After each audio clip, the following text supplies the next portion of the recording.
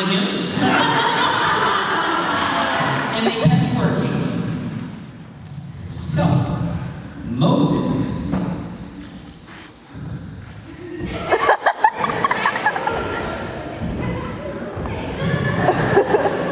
picked up his rod.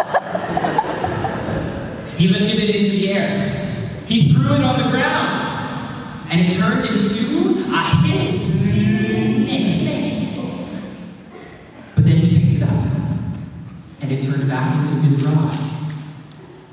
This sign and another one were shown to Pharaoh. And Moses said, "Let God's people go." Let God's people go. Israel is my firstborn. Israel is my firstborn. If you don't let my firstborn go, I'll take yours. Good enough. Pharaoh said, "No." Nice. He's smart. They say that 90% of the communication is non-verbal. He got that one. So, Moses, at God's command, walked down to the Nile River, raised his rod again, struck the river with his rod, and it turned into blood. But still, Pharaoh said, "No." Now, God sent an invasion of frogs. But Pharaoh said, "No." God sent a raid of gnats. But still Pharaoh said, "No." God sent swarms of flies. But still Pharaoh said, "Who cares?"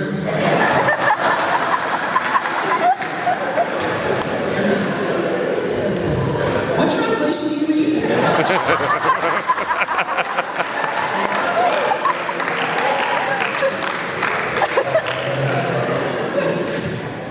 God sent a disease that killed all the cows and donkeys. But the Israelite cattle were fine. But Pharaoh still said, "Who needs them?" Apparently it's the Amplified. God sent painful sores on the bodies of the Egyptians. But still Pharaoh said, "No." God sent hail from heaven. Ouch! But still Pharaoh said, "None of it hit me."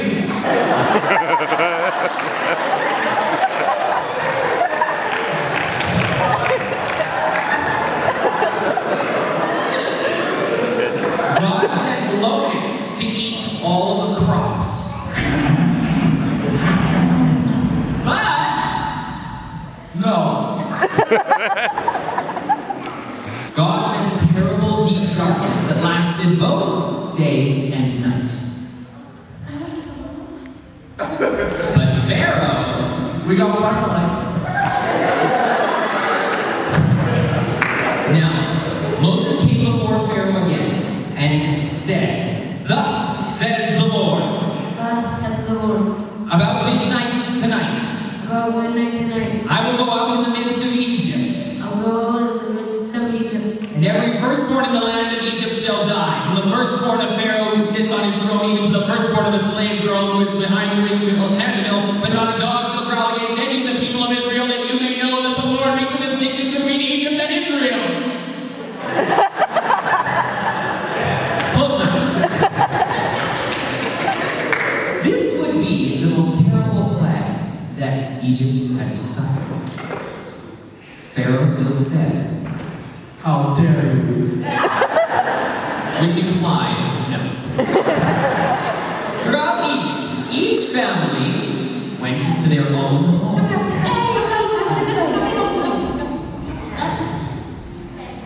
Excellent, yeah.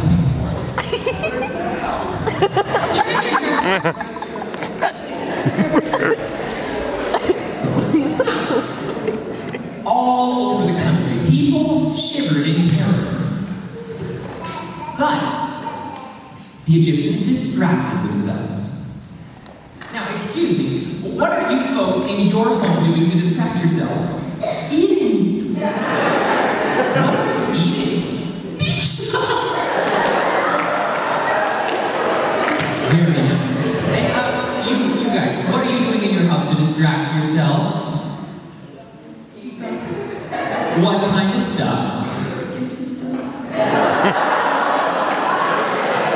I know your father.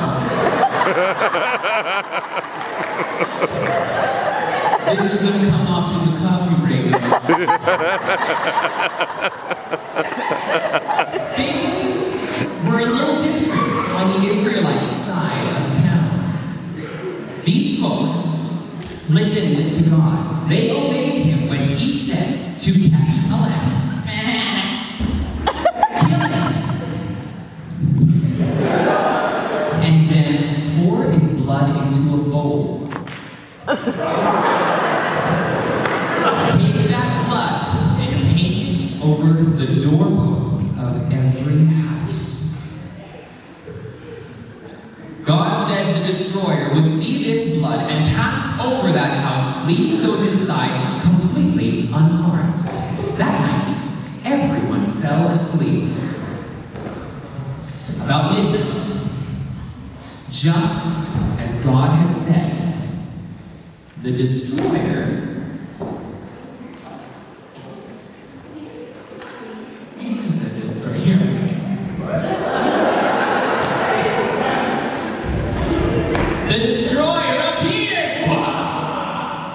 He stood 10 feet tall.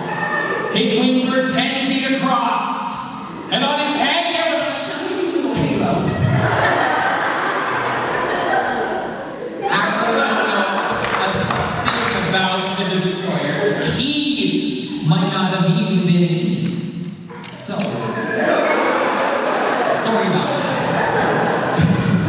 Now, the destroyer came to the first Israelite house. He saw the blood, and he passed over.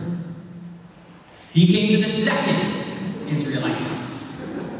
He saw the blood, and he passed over. This happened with every Israelite home that had obeyed God and painted the blood on their doorposts. Things were different on the Egyptian side of camp. He came to the first Egyptian house. No blood. He selected the firstborn.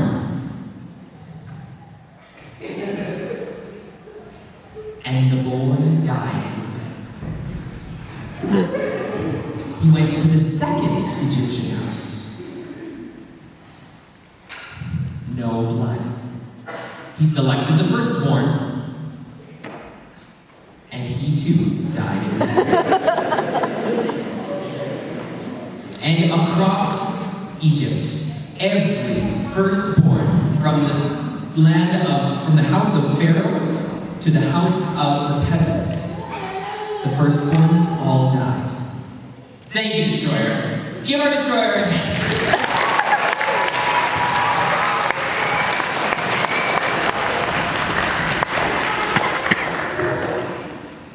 Now, in the morning, everyone woke up. The Egyptians found their firstborns dead, and they wailed, "No! No!" The Israelites were safe. Pharaoh ran from his house. He found Moses, and he said to him, "Die." Not even the Amplified version says that. He said, "Get out. Get out of sight." And so Israel left.